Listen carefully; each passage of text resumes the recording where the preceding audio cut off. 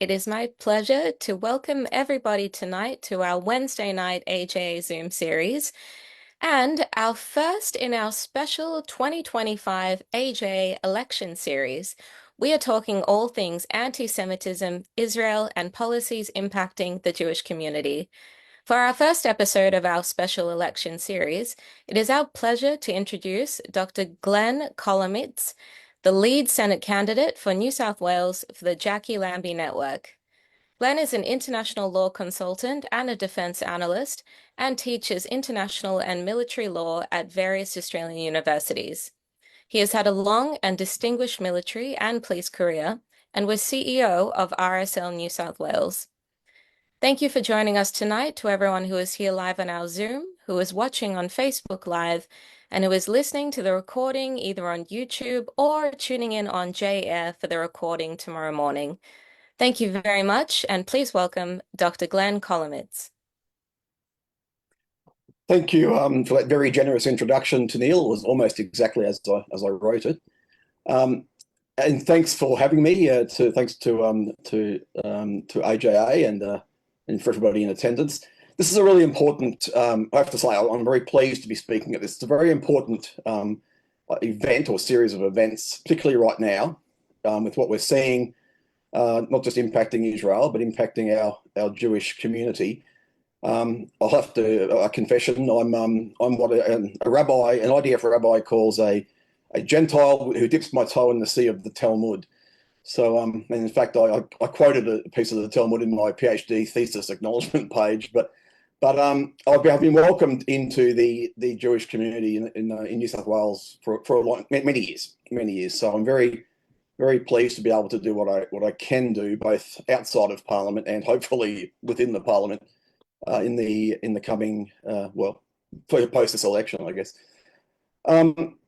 Look, I might just speak about initially just about some of the work that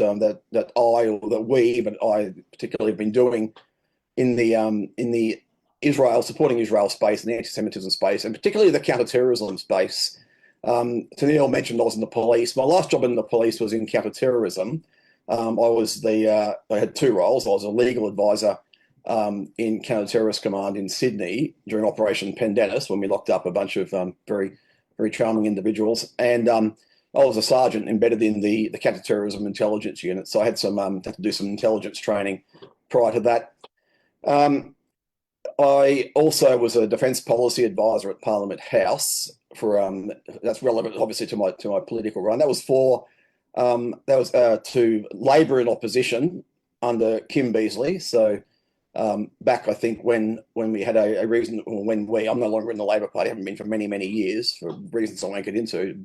But we had quite a strong right in the Labor Party, and quite a sensible, I think, with Michael Danby and Mike Kelly and others were in the Labor Party then. But I think we'd all agree that it's definitely time for a change in this current government. So, look, some of the work that we've been doing, I've worked with the IDF for many years in various roles, starting from my days as a soldier on helicopters, and then later on as a lawyer, as a legal officer. I did some work in DC in the States in my syndicate was an Israeli and IDF lawyer who was also a warfighter like me. So we were both warfighters who became like targeting officers who became lawyers, and then so we brought the targeting skills into our roles as legal officers. And I had deployments to Afghanistan, East Timor, and then Chaim was a legal officer in Israel during a number of operations there. So we became quite close, and we had operating a very similar frequency.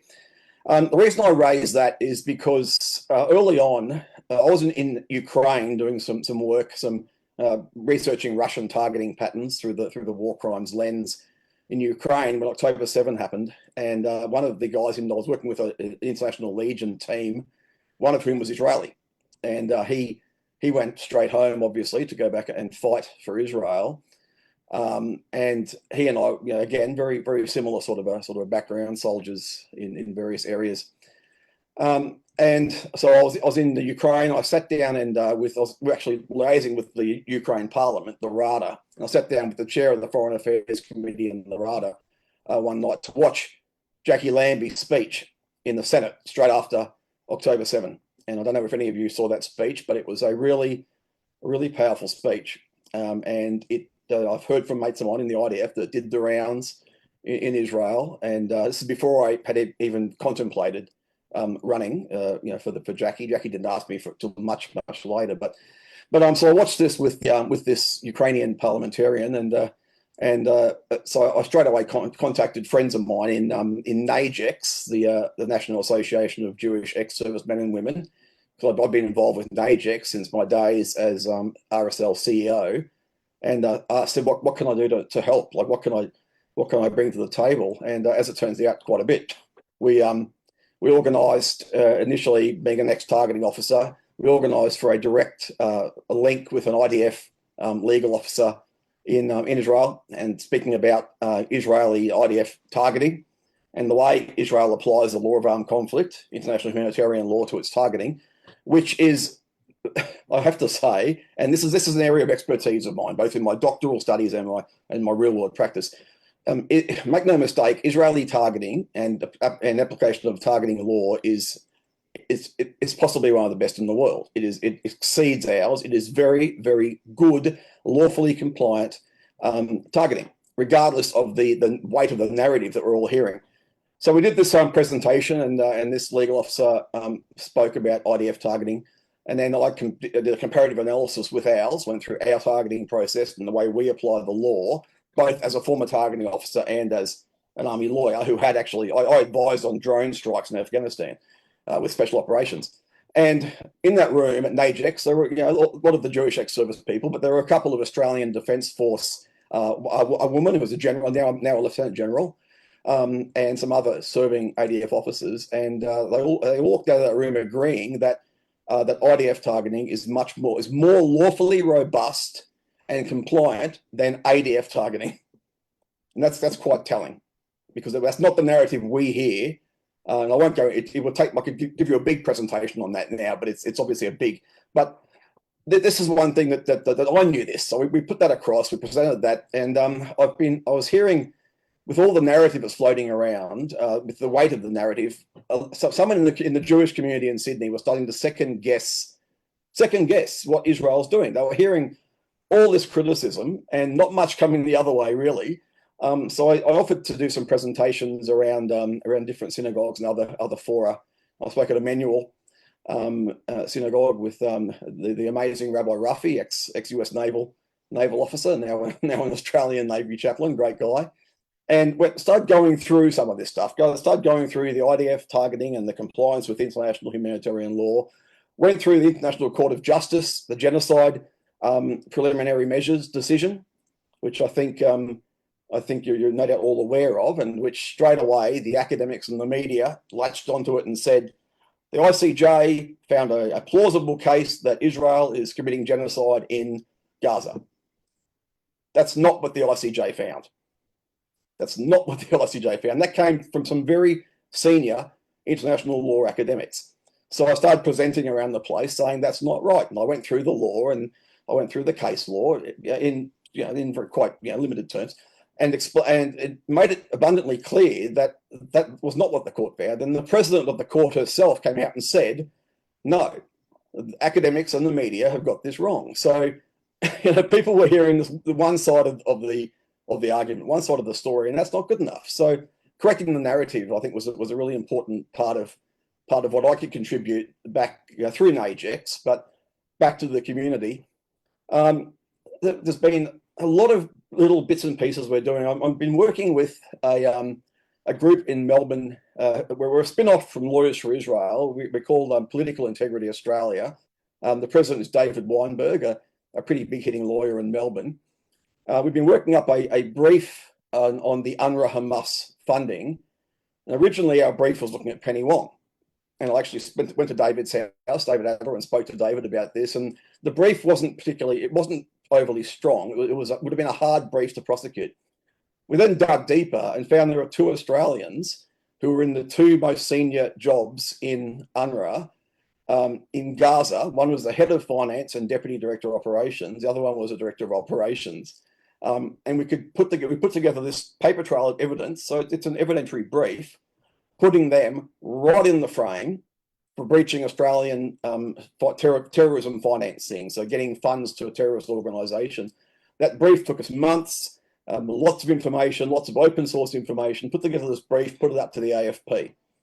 The AFP acknowledged receipt and have done nothing since. So we've this Friday, all being well, the Australian newspaper is going to run a feature piece, hopefully, on this referral to the AFP. So keep your eyes open for that, because this is now the messaging. This is now us saying, Albanese government, excuse me, I'll just have my Red Bull, not my Scotch.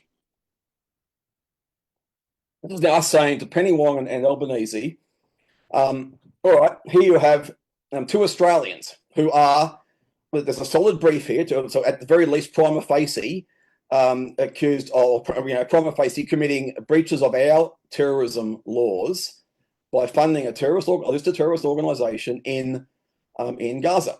And here's the evidence here. I did a legal analysis working with this group, an amazing group in Melbourne, a really solid evidentiary brief which AFP have. Our government can't ignore this, because what the UN will do anytime a UN employee is in the frame, the UN calls immunity, right, from both investigation or prosecution. It's up to our government to push back on that. That's what the treaties say.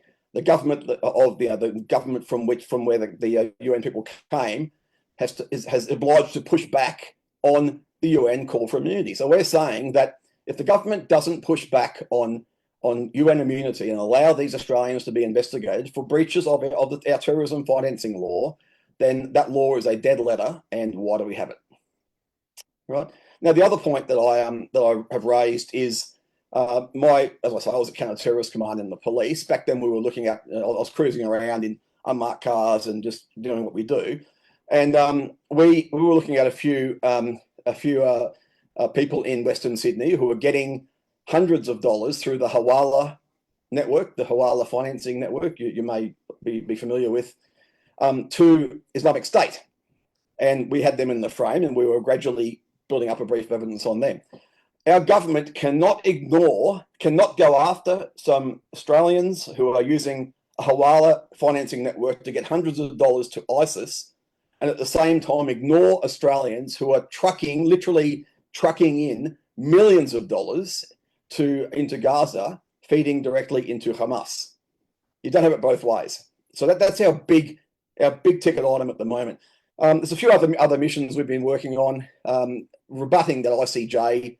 Putting that message out there is it's a slow boil, but it's one that we're working on. The ICC warrants against Netanyahu and Gallant.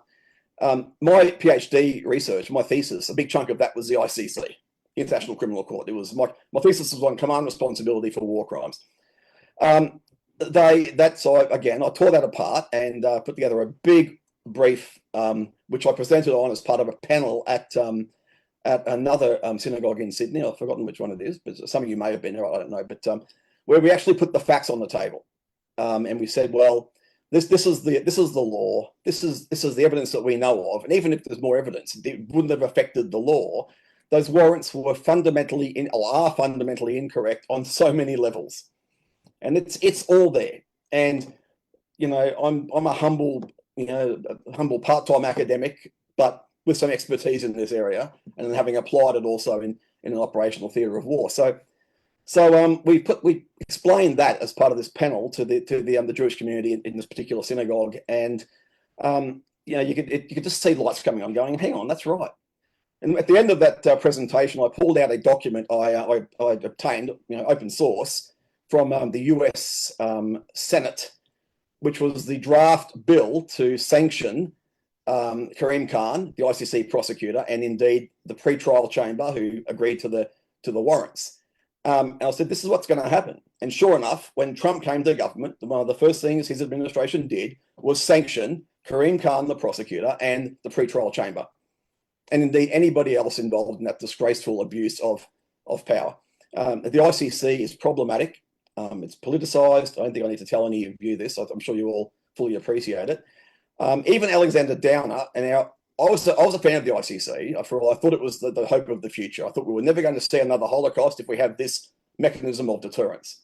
Um, I was very wrong. And Alexander Downer, who was a big driver behind Australia and indeed the world getting behind this ICC, he came out recently and said, we've got to pull out of that. And you know what? I agree.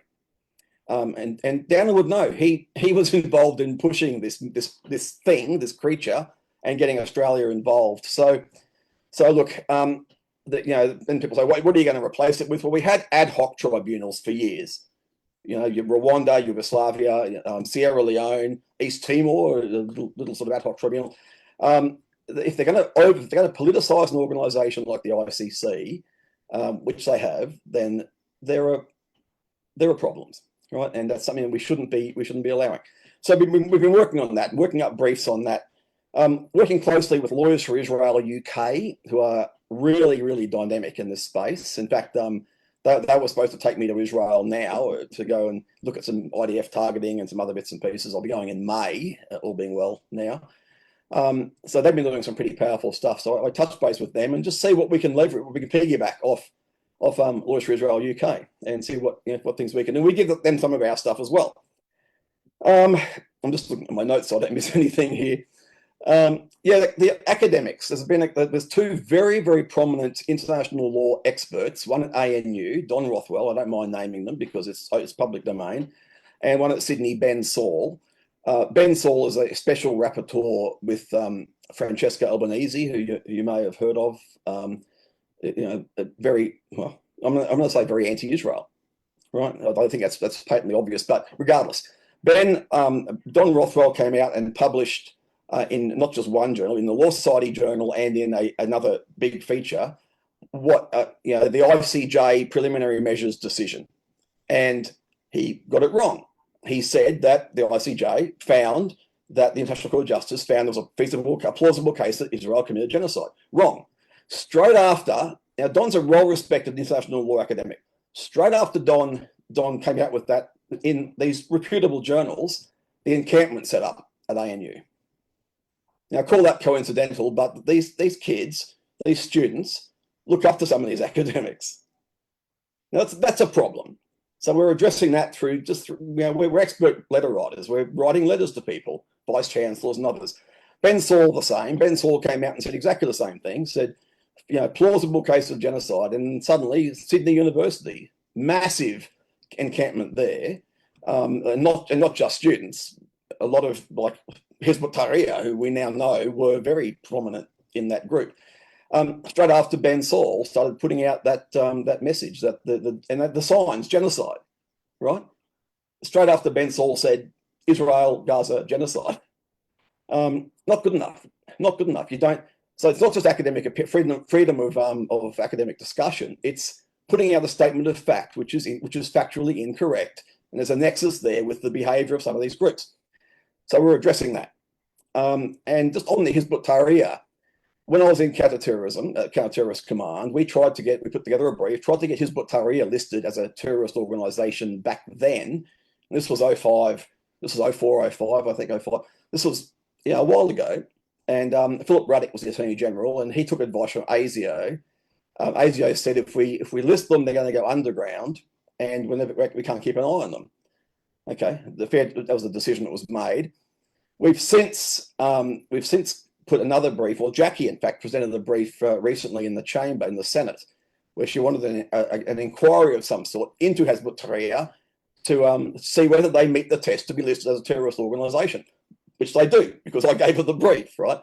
That may happen, but the bottom line is that there's enough evidence there to show this organisation isn't just this benign advocacy group. And we've particularly seen it in the last few days after those two nurses at Bankstown Hospital had their little thing to say.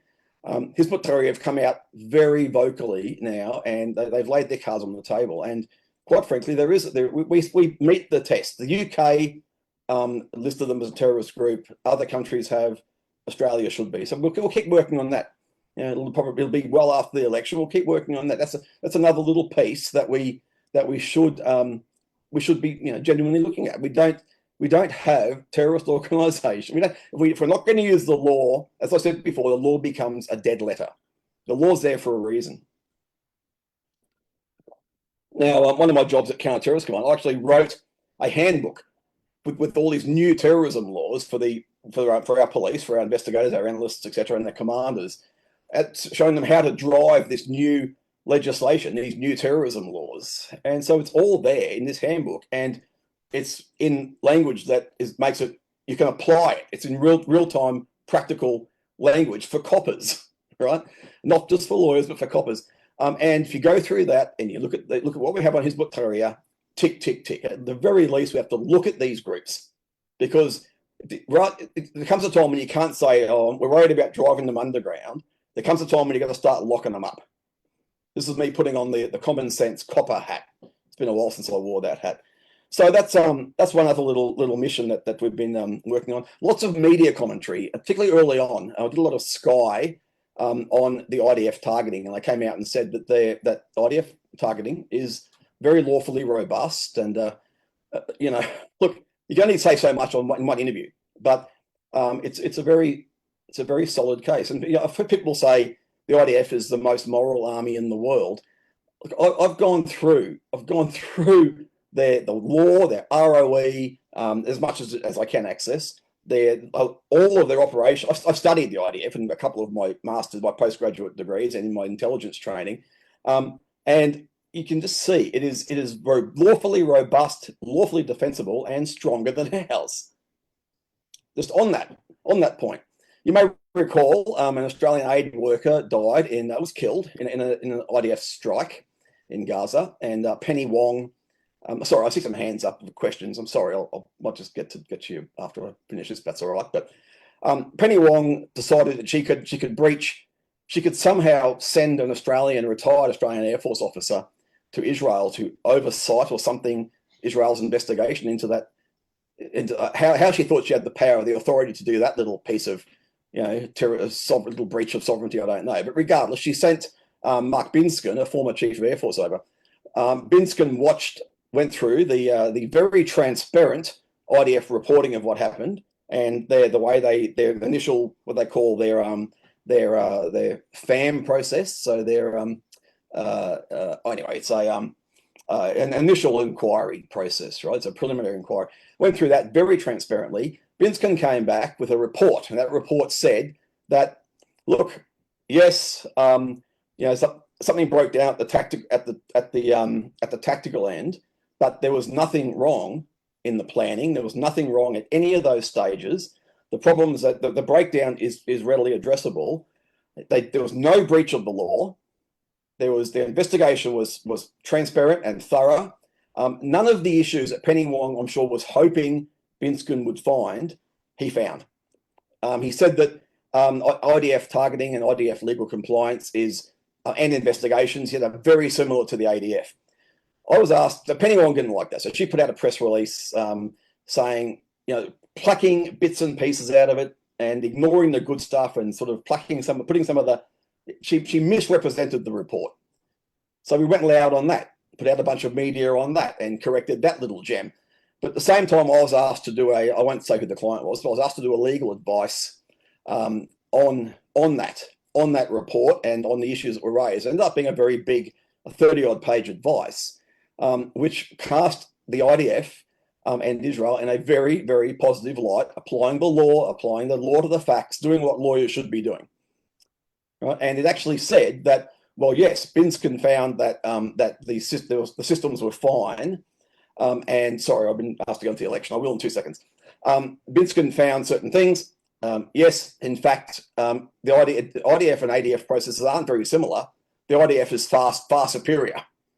I can say that because I've applied this stuff. So anyway, I guess some of the chats coming up are about election stuff. So look, I know the time's quite limited too, but Jacquie has been I've known Jacquie for a long time. We were both military police, and I taught her son at the military police. I was a military police officer. I taught her son at the military police school. And I've done a lot of free stuff for her over the years in the veteran space. She has come out very strongly, very pro-Israel, obviously, and she remains very pro-Israel, clearly. And if anyone anyone here saw the announcement of my candidacy in the Telegraph, it came out front page. Lambie selects pro-Israel candidate, right? So my cards are pretty much on the table then, page 1 of the Telegraph, which is fine. But the policy points that we're looking at, bearing in mind too that we can have policy as a crossbench party, we can have policy positions, but we're never going to be a party of government. But we can certainly influence policy, particularly if we have the balance of power. And the positions have been very, very strong. Jackie's been driving the Hizb ut-Tahrir issue.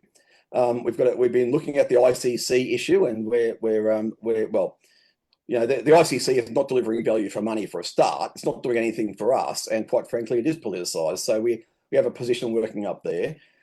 We have a very strong terrorism focus, as I said, Hizb ut-Tahrir and other organisations, and Jackie's leveraging off my background a bit there, but very, very, I'll say very anti-terrorist, obviously, but very, very strong focus there. So that's something that Jacquie and indeed the party would be pushing with whichever our next government to strengthen some of these laws, strengthen some of these powers, actually apply some of these laws, because it's no good having them on the books if you don't use them. All right, so that's a position there. I'm just trying to think what else. The academics, these vice chancellors, if you have a look at the ones who are at the major encampments, Melbourne, Sydney, ANU, those vice chancellors are on $1 million a year plus, and the universities are struggling. They're not doing they're on CEO money, but not doing the CEO job. So we have a policy there, a policy position where you limit what vice chancellors at any university can get paid. It's no good if our vice chancellors are getting paid double what vice chancellors at some of the premier universities in the UK are getting. That makes no sense at all, and particularly if they're allowing the sort of nonsense we've seen going on, they're allowing that to go on. So we're having a look at that. We've got another position about the public service and public service executives, as in like secretaries on $1 million plus a year in some departments where they're just not performing. And Jackie's been very vigorous looking at Veterans Affairs and Defence over the years, as have I, because they're not delivering value for money, either department. But their secretaries have been on quite enormous money. So looking at rationalising as a policy position, rationalising what these senior executive service people get, no more than the treasurer, I think, is the position. Just to bring that back to normality, particularly if it's a department which just isn't performing. And Veterans Affairs has been struggling, and we all recall Robo-Debt. The secretary of that department, who was a former secretary of DFAT on $1 million, didn't perform particularly well. She's about to go before the anti-corruption, the NAC. So it's another position we're looking at. They don't greatly affect your community, but they're sort of relevant to what we're looking at more broadly. I think I'm just again going through my notes. So I hate referring to notes, but there's so many moving pieces right now that I have to sort of look down. The whole uni thing, that behaviour, and there's an absolute nexus here. I spoke at an event in Martin Place recently. It's an anti-Semitism presentation in Martin Place in Sydney, and I was talking about the nexus between our government's behaviour and what we're seeing in the Jewish communities, the targeting of Jews. And I don't think it takes a rocket scientist to realise that there's a direct nexus there with Penny Wong changing Australia's position overnight and really attacking Israel. There's no other way of saying this. The decisions as to the way Australia votes at the UN and elsewhere have been 180 degrees away from where Australia stood previously. That has fueled the flame. That's fueled the flame. And Anthony Albanese wrote an opinion piece fairly recently, and I spoke about this during my speech, where he said we have to put some water on the flames. He said put some water on the flames, the community flames, attacking the Jewish community.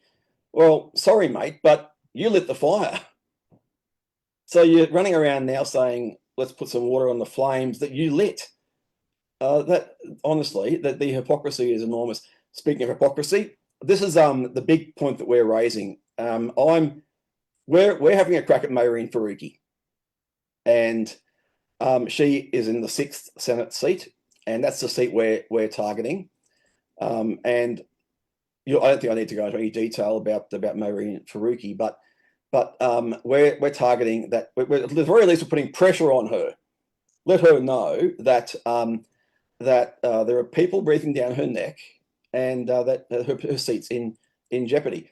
I was saying earlier too that this is an upper house contest. The lower house, we know that X number of seats are needed to change this government, and we know, I think everyone would agree with me here, that we're at the stage now where we need a change of government.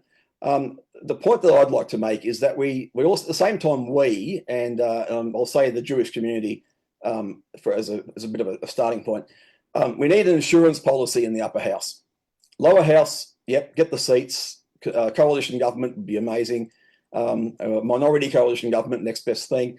But we need, at the moment, the Greens have the balance of power in the upper house, and that's the insurance policy. More Lambies in the upper house means less balance of power to the Greens. And as I think David said at the start, or somebody said at the start, we're a centre-right party. So we have the privilege of being able to be true centrists, but I think it's quite clear that we have extremes in the political spectrum in Australia now, and the Greens are at the extreme, and we don't need that sort of extremity in Australia. So I'm just checking the time. So that's the position. We're gunning for Maureen Faruqi seat, putting the pressure on her, and all being well, giving Jacquie a balance of power in the upper house. I will say something, and Jacquie and I spoke about this in the car today, is I'm a former soldier, Army officer, Air Force officer, police sergeant, a little bit of leadership perhaps, but Jacquie, whether you love her or otherwise, Jacquie is a good leader. She surrounds herself, she knows she doesn't know everything, surrounds herself with people who can give her input into her decision making, give her advice, takes advice from people who have expertise in certain areas, doesn't just act blindly on the advice, weighs it up, and then makes her contribution. And I think she's matured in the Senate to the point that she's making an enormous contribution, and it's a contribution that she invites counsel from many, many sources to help her in that process. So that's a leader. That's a political leader with life experience and a good approach to political leadership. I think that's probably my time up, David, or to Neil. Yeah, all good, Glenn. Thank you. Okay, as we do each week, I'll just do our 1 minute promo. But before doing so, I'll make the observation that we have, as you'll see, with some of the things we've organised between now and the election, a number of high-quality people are standing for positions in the right of centre minor parties. And it's almost as if, I hope this isn't correct, but it's almost as if the quality of the person and the chances of them being elected is an inverse proportion. But I have met Glenn. I've had a chance to talk to him. He is a high-quality person. He's got good values. He's got good experience. And while we don't formally endorse any candidates, I say that assessment of him, which is quite obvious, and I think it came over in some of the points he made this evening. Okay, so very briefly, as we always do, if you're not yet actively supporting AJA at the end of the event, please go to the website, make sure you've signed up to the email list, hopefully make a donation. We need support, particularly at this time. Follow our social media. I'll show you one statistic on that in a moment. Next week, to be honest, we were struggling to find an appropriate Labor person, but we have as our guest Mike Kelly, also a former military man, former Labor Member of Parliament and Minister, who will be talking on the subject of what's happened with Labor, the Jewish community, and Israel. So save some interesting questions for him. We are planning, we're not going to be able to host on an event like this every one of the candidates in Victoria and New South Wales, but we are planning a small parties forum for both Melbourne and Sydney, and we can now tonight announce the Sydney one, which will be scheduled on the 16th of March. Rowan Dean from Sky News has agreed to be the MC, and Craig Kelly representing the Libertarian Party, Warwick Stacey from One Nation, and Lyle Shelton from Family First will all be there. An outstanding collection of people. And if you're wondering how we are able to continuously attract such, we have published recently the extraordinary performance of our social media.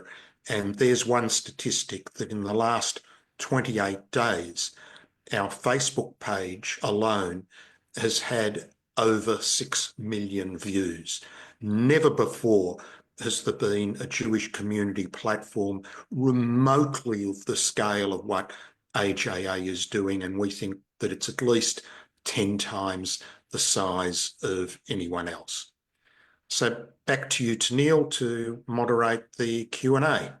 Thank you very much, David. And I will pop a link to book for that small parties forum in the chat in the next 5-10 minutes. We might kick off with Shane tonight for the Q&A. Please unmute. Yeah, can you hear me? Yes. Yeah, you're with us, Shane. Okay, yeah, g'day, Glenn. It says on the Jacquie Lambie Network website that you've helped secure humanitarian visas for several thousand Afghanis. Ahmed Rashid Nadir, one of the nurses from Bankstown Hospital who was recently caught boasting about killing Jewish patients, came from Afghanistan as a refugee. What kind of assurance can you provide that some of the other thousands of Afghan refugees you've helped bring to Australia don't hold similar extremist views? Well, Jane, thanks. I'm really glad you raised it. I was actually going to mention that in my chat, but I forgot to look. It wasn't on my notes, right? But firstly, I can't give an assurance. I can give an assurance that the Afghans who we I worked with a bunch of other ex-army officers, intelligence officers, and another lawyer, and a couple of special operations guys. They were all interpreters who worked for us, interpreters or embassy guards at our embassy in Kabul, or wheat and grain experts who are all, for AusAid, all vetted enormously to get their jobs initially, like very, very stringent security vetting, and very stringent security vetting to get them here under those what they call the LEE visa programs, the locally engaged employee visa programs. So if we had any doubt about any of our people, we kept all of the files, and we were liaising directly with Home Affairs every day. Like this is a 24. This is around the clock mission for us for some time. So we got these people and their families, totaling I think 3,500 to 4,000 in the end. The ones I've kept in touch with, many of these, is a group I call the Newcastle Cluster. A whole lot of Afghans up there who are, I hate using the word assimilate, right? But they are very Australian. Their kids go to Australian schools, they surf, their local surfers say g'day to a couple of. These people have assimilated massively. There's nothing to say that down the track their kids won't radicalise, right? But I would say that the chances are very slim, having come from counter-terrorism, where we saw Australian-born, first generation, second generation, Muslims, so Lebanese predominantly, who had been radicalised and having never been to the Middle East. So, but again, we could see their backgrounds and see where they were sort of hanging around. The Nadir bloke was different. Nadir was a refugee. He wasn't one of ours. I don't know what sort of vetting they had when he came here as a refugee.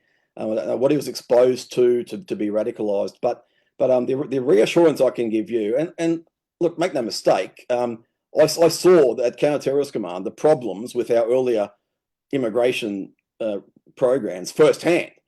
I saw it firsthand. I was out there locking them up, and I was running a proactive intelligence team who were out there actively identifying them and locking them up. Hence my push for Hizb ut-Tahrir to be listed, because I know what these people are doing. But rest assured that the Afghans,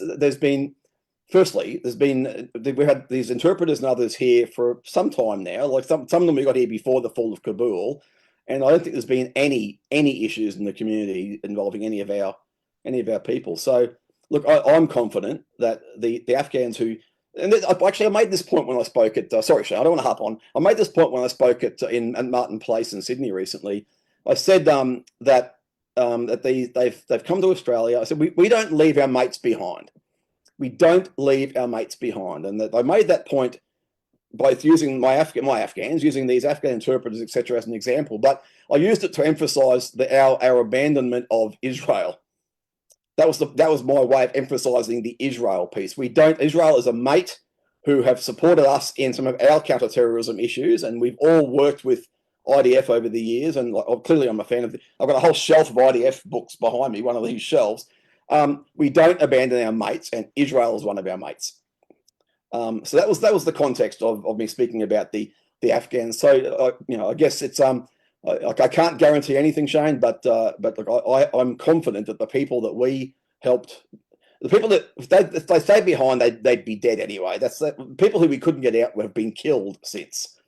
But look, I'm confident the people we got out were vetted and have now are grateful for being here. And I think they're I think I would say they're a safe bet, if I can use that sort of term.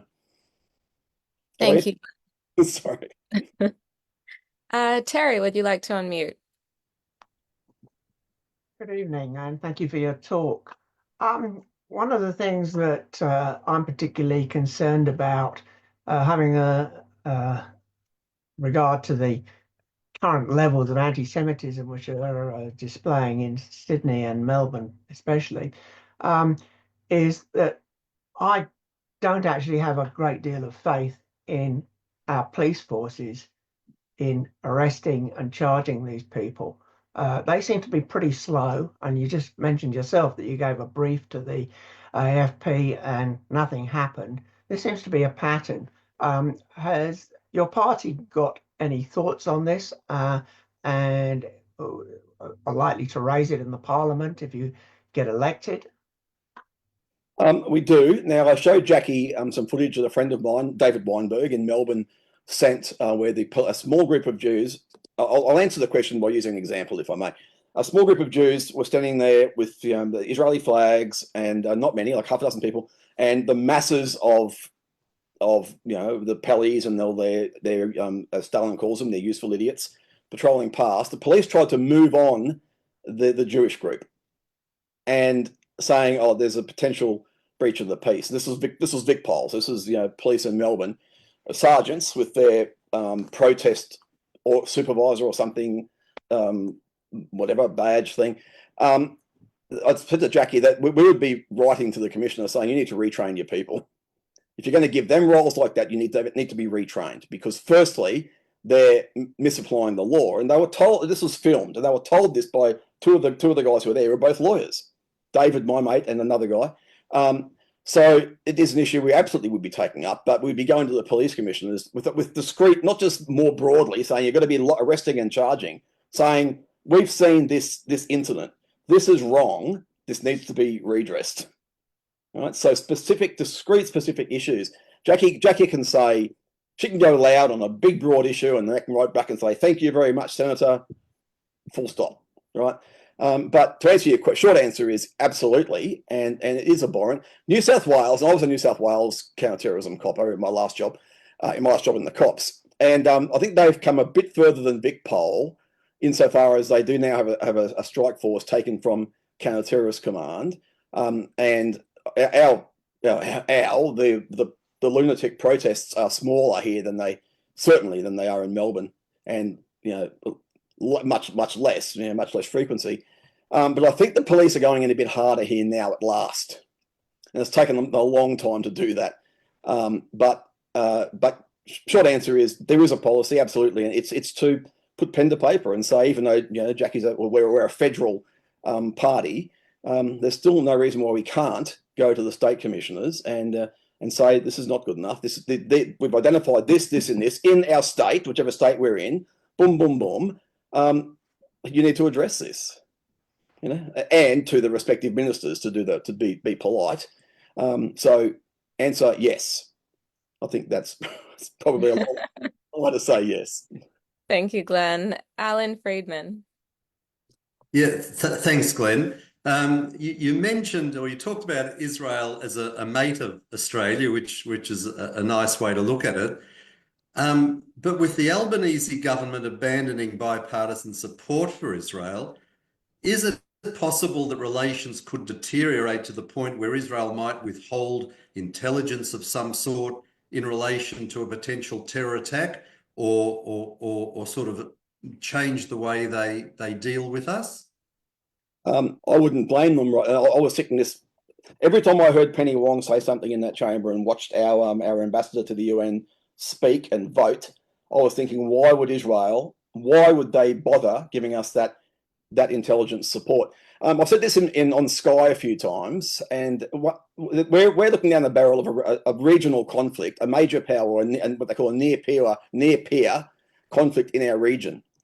We are likely to need to fall back on a friend like Israel, maybe not for boots on the ground support, but certainly for potentially logistical support, intelligence support, or diplomatic support. Why on earth would they do that when we've dropped them like the proverbial? Honestly, why would they? I can tell you why I think they would. Because there is a strong Jewish diaspora in Australia, and there are still a lot of people in Australia who have relationships with our IDF counterparts who we worked with previously, and people like Mike Kelly, who I have to say is a great mate of mine. He's just a fantastic bloke. Mike has great relationships in that sort of that level, that colonel politician sort of level as well. Enough people are here for Israel to say, well, yes, the Albanese government has not done the right thing, but there are a lot of people in Australia who we should still help. And Israel does. I don't even know where to start. Israel offers us an enormous, right now, the IDF, enormous amount of technological, military capability. There's a couple of books here that I've just finished reading again about military innovation and being able to, our military, the way we acquire military equipment is very bad. We pay top dollar for rubbish. We do it every time. Israel gets good equipment by innovating, suiting their circumstances, and it is an amazing army. And that's something that we should be drawing on. And to some extent we have, like when I was on Black Hawks, we drew on some of that back then, many years ago when I was a soldier. That's something we could be drawing on more. And that's something that our government needs to recognise. Israel has more to offer us than I think they even realise. We know. People who have been in like the coalface know. So, look, I wouldn't blame them if they abandon us, but I don't think they would. But that's part of the disgrace. This dropping of that bipartisan position.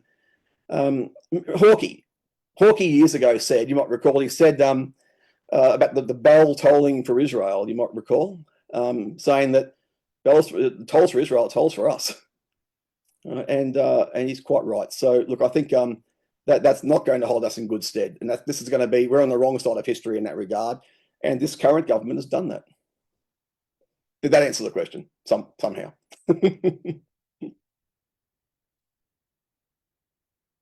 I used to be a barrister, so I got paid by the word, right? Thank you. We'll go to Joe. Please ask your question. Thank you. Thank you, Glenn. My question is about Israel being able to, as a proposal, to create a trust with the land of Israel being the asset and USA, Trump, whoever, becoming a trustee, and the Jewish people in general being the true owners, the beneficiaries. So is this regarding Gaza and the West Bank? Yes. Yeah, that's interesting. Yeah, that is interesting. I'm not sure what Donald Trump's position is. It could be where what his position has been quite broad, like taking control of Gaza. But there could be more detail in that. It could be that sort of direction. I don't know. Look, none of these options, I can't say any of these options are not feasible because, quite frankly, I think we all agree that the possibility of a genuine two-state solution is gone. If it ever existed, it's gone. In the way things are now, where the other half of the two-state solution doesn't only wants a one-state solution. That one-state solution excludes Israel, and that's abundantly clear. So I think any talk of a two-state solution now is really it's just not, it ain't going to happen, right? Because we still have Hamas, and even with the Palestinian Authority, there's issues. Sorry, there's issues that remain. So any mechanism that can allow Israel must be allowed to defend its borders as a sovereign state, just as we must be allowed to defend our borders. And if the world imposes a second state alongside Israel, which doesn't want Israel there and makes it hard, anything that makes it harder for Israel to defend its borders is not an outcome that the world needs. And Israel would never accept it, of course. Right? So if there's an option that allows Israel to defend its borders and to change the course of what's happening in Gaza and in the West Bank, then so be it. And look, Donald Trump may have the answers. I wish I did, but I've read. I don't know whether anyone, Inat Wilf, you may have. She was an Israeli member of the Knesset. She's written a couple of books. She was very left wing in the Knesset, but she's written a couple of books. One is it's called The War of Return. I strongly recommend you read it because she has some really powerful stuff to say in that book. I'm a bit of a fan. And she was actually, yeah, you're about to say the same thing. She was our guest just a couple of months ago, just before the end of the year. I wish I knew. So we are big fans too. Yeah, amazing. I've watched heaps of her stuff and read her book and read a lot of her stuff previously too when she was still in the Knesset. And look, she's amazing. She's incredible. So I think we did have a couple of questions in the chat about the Jacquie Lambie position on the two-state solution and your party's position on that. I think you have pretty much covered that in that answer. Before we close out, is there anything more you did want to say on that issue? I think I've said quite a lot about it, but even just using the phrase two-state solution now is a bit, look, they're throwaway lines, right?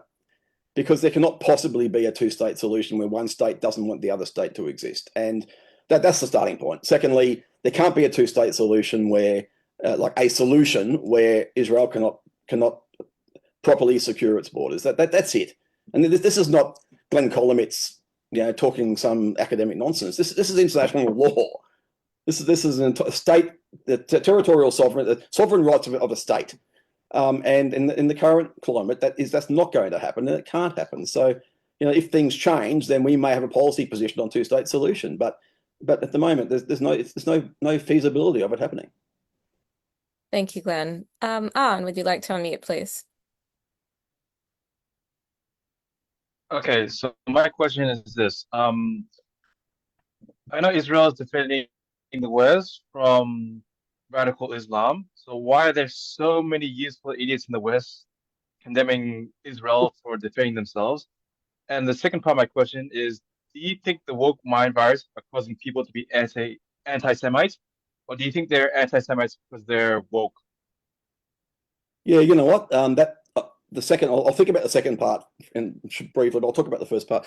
Look, there are lots of useful idiots, and we see Stalin was right, but then next thing, the useful idiots have got their heads on the block. It doesn't take long for them to be removed, and quite frankly, a lot of the useful idiots that we see out there are exactly the people that these radical groups would like to throw off balconies and buildings, if you know where I'm coming from there, right? The useful idiots serve their purpose, and there are lots of them, and they come from the universities. And I created, again, an example. I created the subject international criminal law, war crimes, and I pitched it to Wollongong Uni, and I presented it over a summer school. And this is when the little Wollongong encampment started, 3 tents, that was Wollongong's contribution. And I said to my these are all last year law students, and I said to them, and a couple were Muslim, and I said, I'm not going to tell you not to go join that. Like, I'm not going to tell you that. I said, but I'm going to say, one, you're going to need a job one day, so think very carefully where you want yourself photographed. But secondly, we're lawyers. We apply the law to the facts and look at the evidence. And I said, well, go away and apply the law, which I've just taught you, to the facts that we know and that are abundantly clear.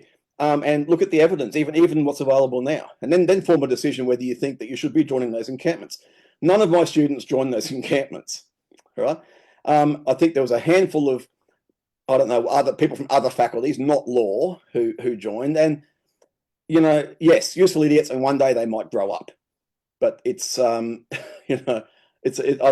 don't know where. Well, I know where it comes from. It comes from the academics in some of these areas that enable this nonsense. And like I said before, there's two academics that we're about to write letters about who enabled this nonsense at ANU in Sydney, and there's an academic at Macquarie Uni who has seriously enabled some of this behaviour. And the kids, young students, look up to their academics, particularly if they're a half decent. If they can relate to them, they look up to them, and if they're easily influenced, then they can think, well, Professor Dr. Kolomeitz said this we can do this, or said this, so we should be out doing that to support him. That's the sort of enabling that I think is happening in our unis, and that's far from good enough. As for your that's sort of my answer to that first half, right? This is the barrister tap dancing, right? But the woke bit, the whole virtue signaling, a lot of these people are out there.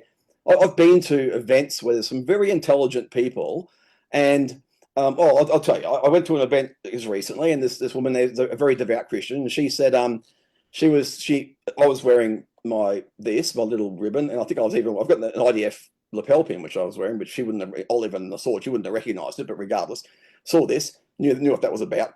And she said, I don't like the Jews because they killed Christ. And I said, goodness me, where has that come from? An intelligent woman saying that sort of thing, right? And that was virtue signaling for the benefit of her little group. I didn't want to then explain some of the writings in Daniel where it talks about our relationship with Israel and how it should be.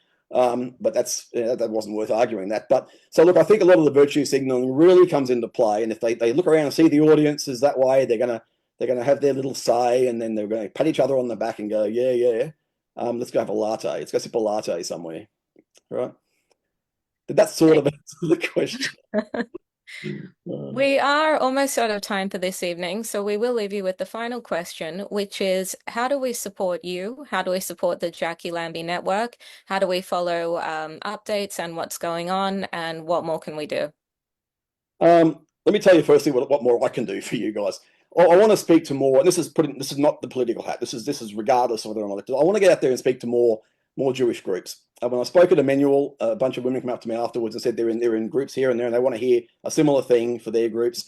I want the Jewish community to hear that they shouldn't be second guessing what's going on over there, because the narrative is very much one way. Although I say we, I'm part of the family, right? We're starting to push back on the narrative, but they need to be reassured that Israel is in the right, and that they need to have the facts and the law put in front of them.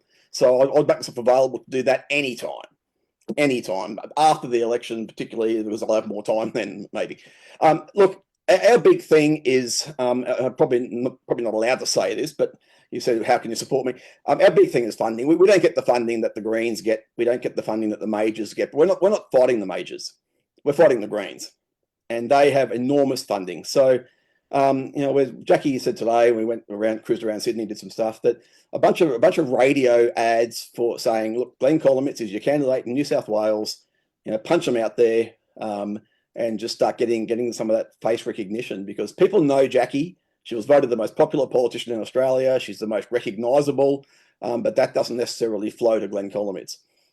I'll send David a photo later of my Ford Ranger with Jackie's head and my head, right, on the side of it. This big, imagine sitting at the lights behind this big Ford Ranger with Jackie and me looking down at you, right? But that's messaging, but that's only wherever I drive. We need that out in the rest of New South Wales. So look, anything like that, just to get a bit of support behind the insurance policy, which is what we are.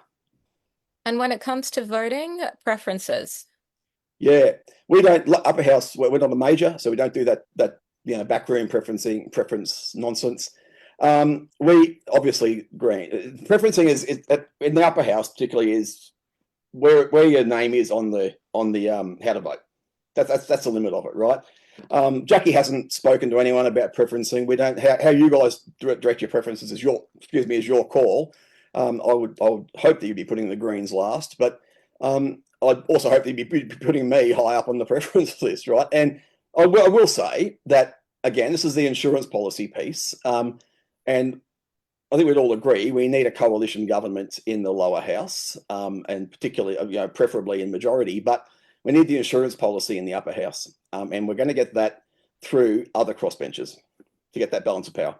So if you want to vote one Glenn in New South Wales, we're not running anybody in Victoria, but one Glenn in New South Wales for the upper house, or two, the first preference, in other words. I probably wasn't allowed to say that, but I did, right? So you can sense it later.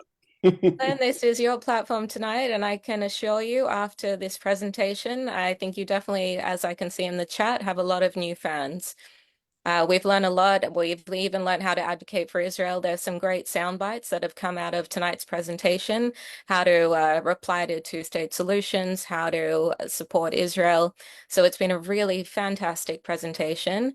It has been a pleasure to have you. I see a lot of people in the chat saying, how can we contact you? So just to let you know, this has been recorded. We will send details out in our newsletters about how to support Jacquie Lambie Network, how to go to their website, follow what they're doing, links and contact details if you so wish. Absolutely. And please do share this recording.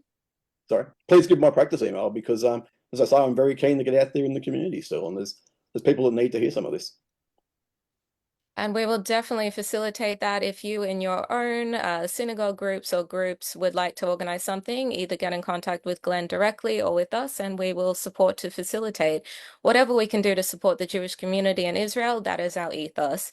Glenn, thank you very much for your time. It's been an absolute pleasure to have you on tonight. Thank you, everybody, for joining us this evening, for listening and engaging. Good night, everybody.